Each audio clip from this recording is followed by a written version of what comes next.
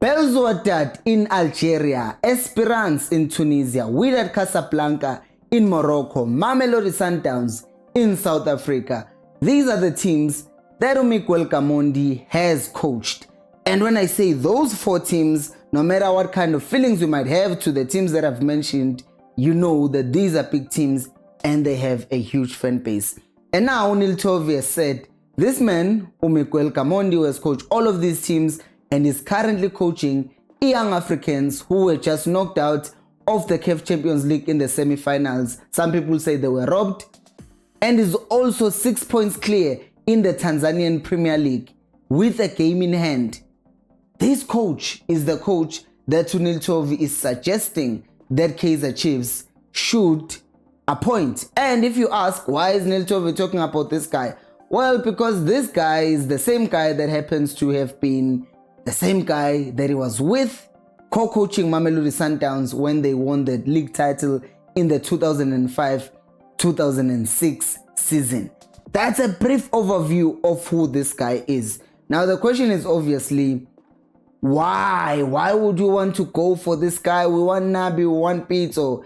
I know guys, I know. But right now we're exploring options, and if a name is thrown in the hat, well, we might as well just discuss it and see if this thing makes sense, because I liked what Neil Tovey said about Miguel Gamondi, and also he also suggested that he might want to work with him because Vele, they've worked together before. And also there's another interesting twist that just tells you that this story might be true, and we'll talk about what the twist is later on in the video. For now, let's read what Neil Tovey said. The first thing is that he said that you must be able to adapt to your team for you to succeed, or else it's gonna take 2 to 3 seasons to get things right. You know, when you talk about adaptation, I read that thing and then I read it again, and I'm like, Aibo, adapt to your team. And I'm thinking, if Kaizer Chiefs see these things and they see the players that Miguel Gamondi works with, and they look at him coming to Yanga in his very first season, doing exactly what Nasreddin Nabi did last season, because he left the team after having won the league. And some people will say, Velempilo, it's easy for you to continue winning the league if the previous coach had won the league. But the thing is, you also have your own preferences, and you are coming to a new team. You still need to adapt. Did he need time to adapt? He did not. Yes, I know that he was coming to a team that was already running well. Nevertheless, he still continued with the momentum, because there are people who take teams that are bad and make them worse. Case in point, Kevin Johnson was done exactly that. Kaizer Chiefs were not playing well at all, and he made them worse. But here you have a team in Yanga who were playing well, and this coach comes in and he takes them to the next level. Let me just show you the stats that they have right now. So they have played 20 games, as I said. They've scored 49 goals. They've only conceded 11 goals, and they've only lost 2 games in 20 matches. That is impressive. It's impressive because if you had conceded 11 goals, even if you had scored like 25, it's still impressive because you only considered 11. But on top of that, you've scored 49. Like, imagine that. 49 goals, which means that this team is creating a lot of chances. This team is a forward-going team. And I'm not saying we should hire him. I'm just saying, if I look at a coach and they have stats like that in the team that they are currently coaching, then it makes me go, maybe it's worth looking at. And I'm not going to sit here and say every coach who's linked with Kaizer Chiefs should come to Chiefs. You've watched some of the videos where I just say, I don't think this coach makes sense for Kaizer Chiefs. But this one, I think it's worth taking a look at. And obviously, I did try and do as much research as I could about him. But all of these things, I keep on hitting. I'm a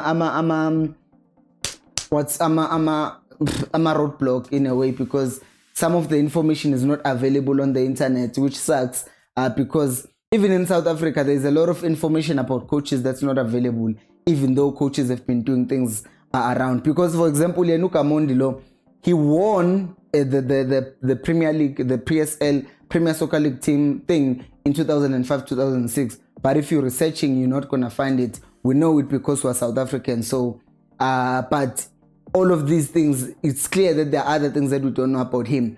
And another thing, before I continue, Neil Tovey said, with him talking about adapting, I saw a lot of, in my research, Uguti, what he seems to do is that in some teams he's playing a 4-4-2, in some teams he's playing a 4-3-3, which tells me that he's a coach who also looks at the players that he has in the team and he says, okay, maybe I need to play a 4-4-2.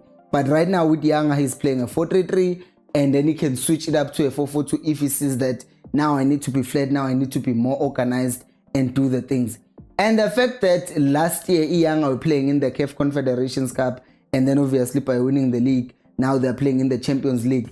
And the only reason they are really out, if we're being honest, is because of two things. One, a possibility of them being robbed, because if you look at some angles of that ball, you can see this ball crossed the line. But then the VAR report, sometimes they say that it wasn't clear enough for the VAR to overturn the referee's decision, because when you see it bouncing in real time, it seems like it crossed the line. But if you slow it down, it seems like it didn't. So not all of it anyway. So then there is that thing, Yoguti, was it really, were they robbed or were they not robbed? So that's your thing to say, Yoguti, maybe Sundowns benefited them. But it's impressive to see Yoguti, Iyanga came to South Africa. People will say, they defended when they were at home. But when they came to South Africa, they are the ones who created chances that were more clear, and chances that if they're taken, they would definitely be through to the next round. So their players missing chances and Sundowns also benefiting is the only reason why they are not playing semi-finals. So in my books, he does seem to be a good coach. Obviously, I will say that to me, I don't like the fact that he sat back and just defended in the first leg. Because why? Why are you so scared of Sundowns? Because that's one thing that I don't like coaches when they have a mentality, because they could have gone toe-to-toe with Sundowns clearly. Given the chances that they were creating, it's clear that they have it in them. So the coach just needed to trust them more, even when they were at home, backed by 60,000 fans who were watching Yanga. So I think that with that thing is one thing that I could bring up and say, this might be a red flag, because you can't just be scared of playing Sundowns, especially if you are playing home. And then someone would say, no, they were trying to make sure that when they go away, they can score one goal, then Sundowns are at a disadvantage. But to each his own. And when he talks about Neil Tovey, he talks about multiple styles. Uguti, the coach can play multiple styles, and I've already touched on that, because he plays a 4-3-3 and a 4-4-2, depending on the situation. Now, to the thing that I said is a twist that is interesting about him, is the fact that when he was asked about his future with Yanga, he said that it's too early to talk about his future with Yanga, because he's not sure whether he will be with the team this upcoming season or not. Now, obviously, he could have said that because if he's not sure whether or not the team wants to continue with him. Mind you, this guy only joined last season, beginning of the current season. So he joined in the 2023-2024 season, the current season, but he's first on the log and with the game in hand. So he could be 9 points clear. Imagine that.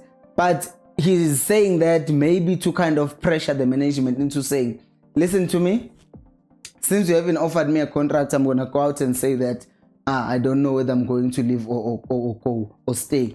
But it could also be because it's like, hey, everyone, I'm available. Come get me. Look at what I'm doing with Yanga here. Maybe I wouldn't mind coming back to South Africa, because he clearly has been in Africa a long time. As I said, he has coached Abo Esperance, Abo Witad, Abo Pilzotat, Lepezulu in North Africa. It's clear that he might be interested to make another move if a good offer comes. And knowing Kaizer Chiefs, I know that they have a good offer in them. So if Vele, they are searching for a coach, I want them to continue searching coaches of this caliber. I'm not saying this is the coach they should take, but I'm saying that people who have a resume, a CV that looks kind of like him or even better, I would take. I would not complain, because I know they've done it in multiple countries.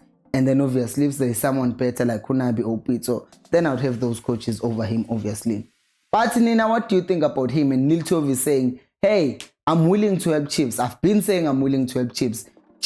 I said Chiefs. Do you think they'll make a good combination? If you have been watching the video and haven't subscribed, why not? Please do the things and comment. Is this a good idea? Let me know down in the comment section below. I just said that thing again. Thank you so much for watching, and until next time, remember, equals al pelumo.